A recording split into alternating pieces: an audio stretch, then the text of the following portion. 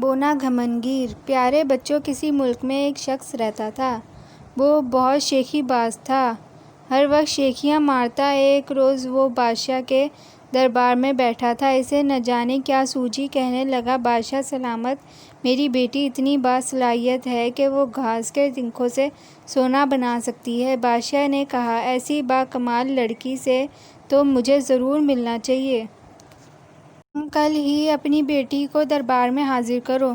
دوسرے روز جب اس شخص کی بیٹی دربار میں بادشاہ کی خدمت میں حاضر ہوئی تو وہ بہت پریشان تھی، کیونکہ اسے معلوم تھا کہ بادشاہ اب اس سے سونا بنانے کے لیے کہے گا اور وہ نہیں بنا سکے گی تو بادشاہ اسے سزا دے گا۔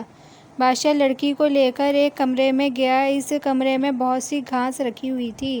بادشاہ نے لڑکی کو کہا، تم اس گھاس کو راتوں رات سونا بنا دو اور یاد رکھو، اگر تم صبح تک یہ کام نہ کر سکی تو تمہاری گردن اڑا دی جائے گی۔ یہ کہہ کر بادشاہ نے کمرے کا دروازہ باہر سے بند کیا اور چلا گیا۔ بادشاہ کے جانے کے بعد لڑکی بیٹھ کر رونے لگی، اسے اپنی موت صاف نظر آ رہی تھی۔ کچھ دیر گزری تھی کہ لڑکی کو کمرے میں کسی کی موجودگی کا احساس ہوا۔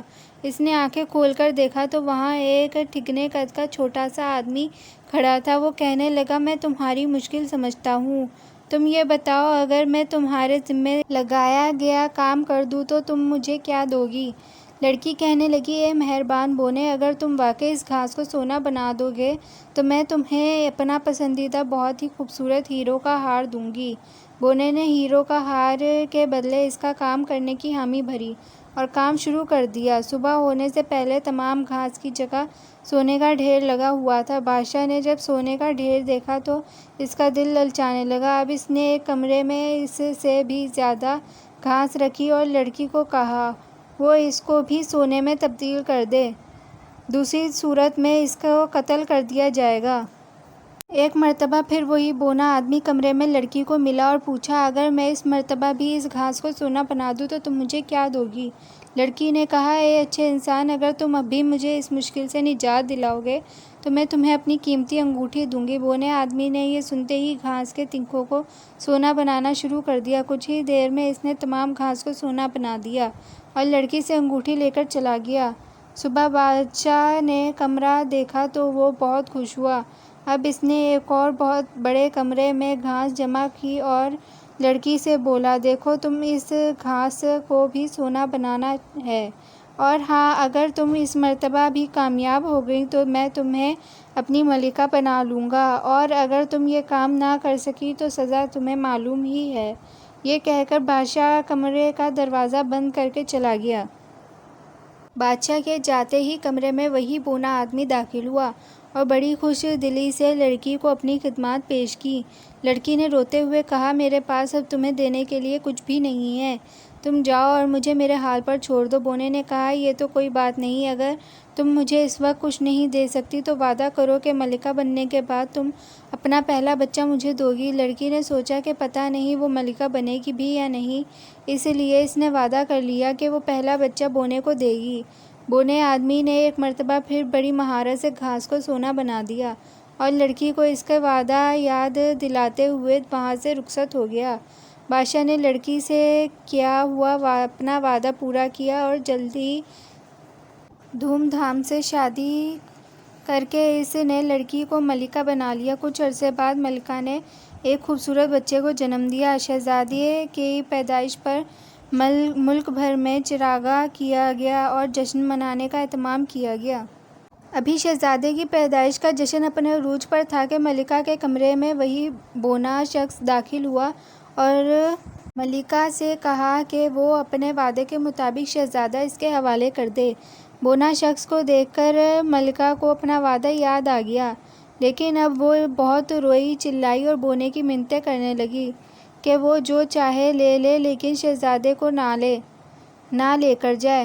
بالآخر ملکہ پر ترس کھاتے ہوئے بونے آدمی نے کہا، اچھا، میں تمہیں 3 دن دیتا ہوں، اگر ان 3 دنوں میں تم میرا نام صحیح بتا دو گی تو میں تم سے تمہارا بیٹا نہیں لوں گا، اور اگر تم میرا نام نہ بتا سکی تو یہ بچہ میرا ہوگا، اور یاد رکھو، پھر اسے ساتھ لے جانے سے مجھے کوئی بھی نہیں روک سکتا۔ یہ کہہ کر بونا غائب ہو گیا۔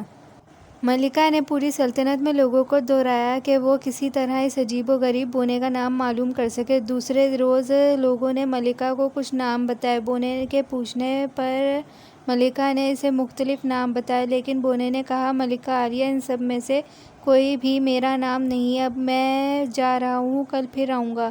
اگلے روز بھی کچھ لوگوں نے واپس آ کر ملکہ کو بہت سے نام بتائے، جو شام کو ملکہ نے بونے کے سامنے دہرا دیے۔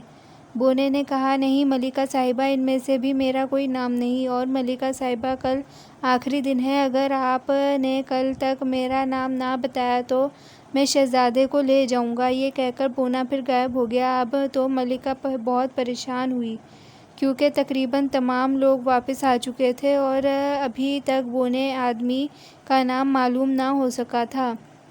صرف ایک آدمی ابھی تک نام کی تلاش میں سرگرداں تھا۔ آخر وہ بھی ناکام ہو کر واپس آ رہا تھا کہ رستے میں جنگل عبور کرتے ہوئے اس نے ایک عجیب نظارہ دیکھا۔